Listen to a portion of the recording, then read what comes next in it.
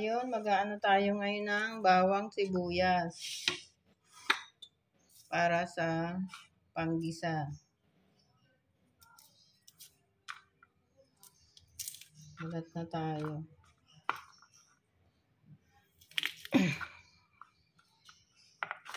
Mabilisan lang.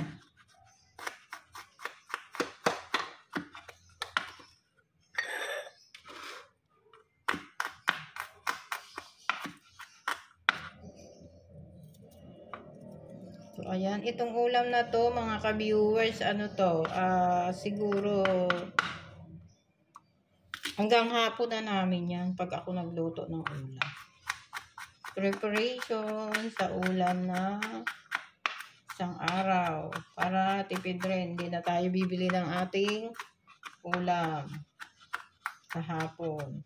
Isang lutuan na lang, tipid sa gasol. O, tipid pa sa oras. So, ayan. Ganun lang. Mga ka-viewers, ang buhay. Let's grow together. Laki ng bawang. Ayan na. Ito, lalagyan natin ng luya pang alis ng langsa. And then, sibuyas.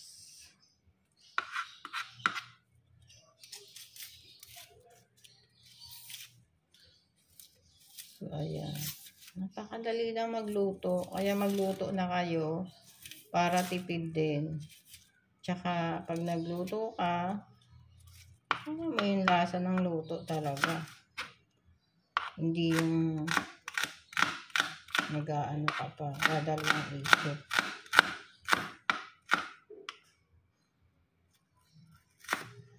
So, ayan. Sunod na natin ang luya. Ang bango ng luya. Tsaka ang luya, mga ka-viewers, mga mimi ng ating tahanan. Ano yan? Sa mga sakit-sakit ng tiyan. Gamot yan. So, ayan, hugasan natin. Ha? And then, chop lang natin na parang maliliit para makakain. Chop lang natin. Ha? Maliliit lang po ako pag naghiwa para nakakain natin. Tsaka ang sarap ng luya. Talagang mabango pa sa bibig. Mabango sa bibig ang luya. So, ayan.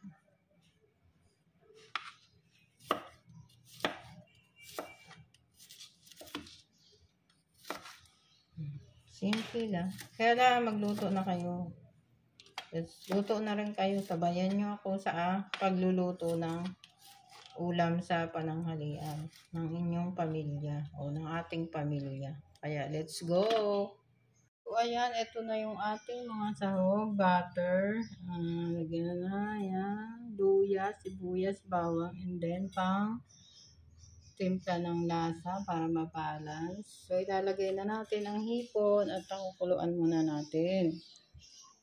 So, ayan. Lagay natin. Malinis na po yan. Lagay natin ang hipon.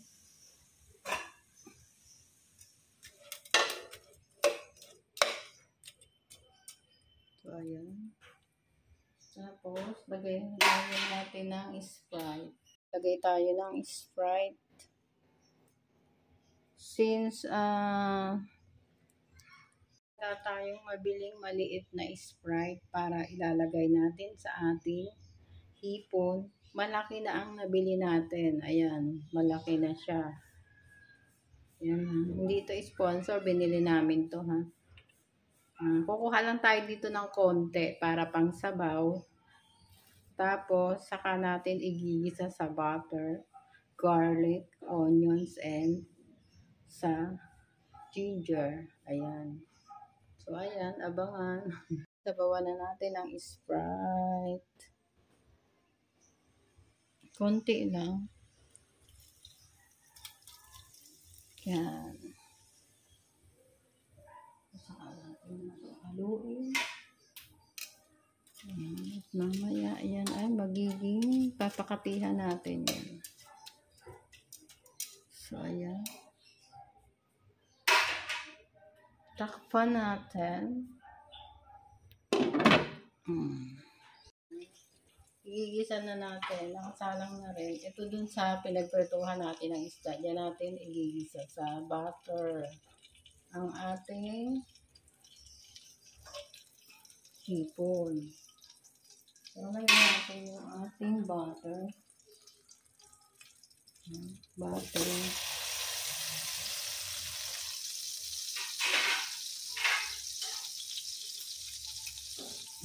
Try lang natin matunaw.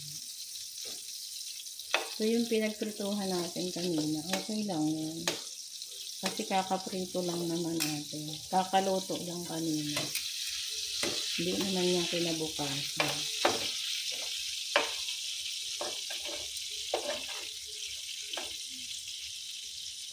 Tapos, lagyan na natin yung sibuyas at luya.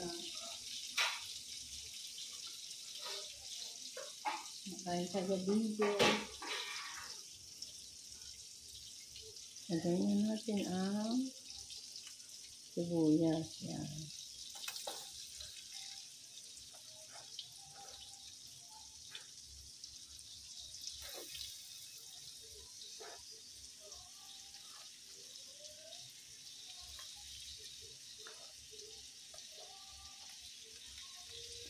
Kasi ang hipon din natin pwedeng labugin.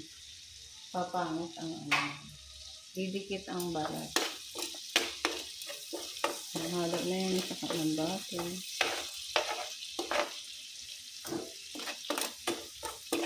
Kumbaga hotcook lang ang hipon nyo. Para dito naman kasi pag hinalo natin yan sa butter is maluluto naman yan. Ang hipon madali lang pang maluto.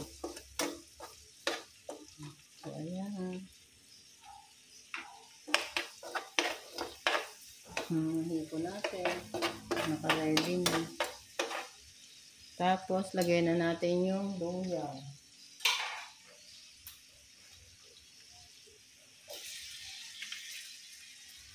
Yan ang walang cameraman. Yan ang walang cameraman.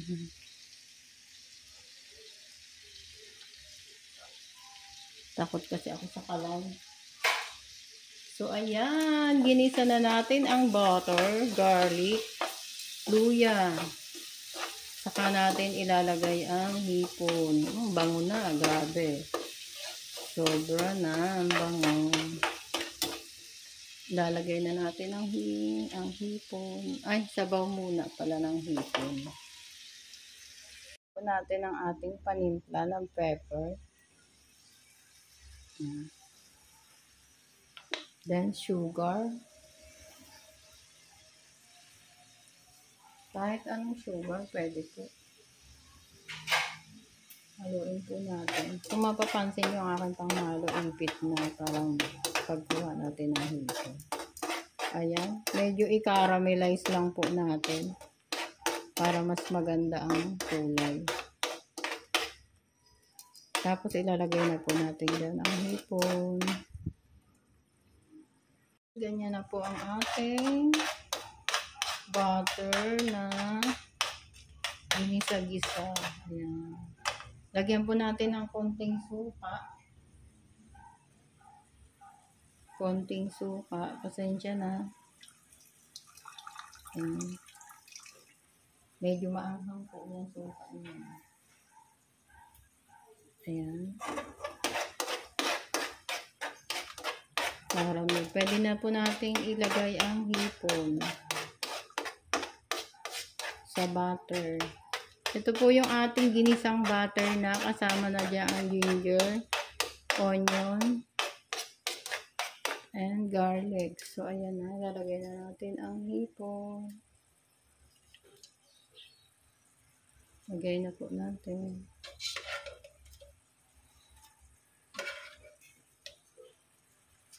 Ganyan ang nangyayari dyan. Tuloy lang ang ating butter stream. Yan. Ang sabaw niya po ay ulam na. Diyos ko, kung mahilig kayo sa sabaw, ayan. May sabaw na rin po yan. Kompleto na yan. Kaya gusto ko po medyo may sabaw para yan, laki oh. Sweet. Ayan. Nilagyan po natin ang pinakang sabaw naman po niyang kanina ay Sprite. Kaya masarap din po yan. Ayan, yan na po ang ating butter. Sweet. Laki ng hipon. Ready to serve na po ang ating butter shrimp. Ayan po. Luto na po siya. Pwede na po natin i-serve. At magsasaing na rin po ako. Busan na naman ang kanin. Loko yun.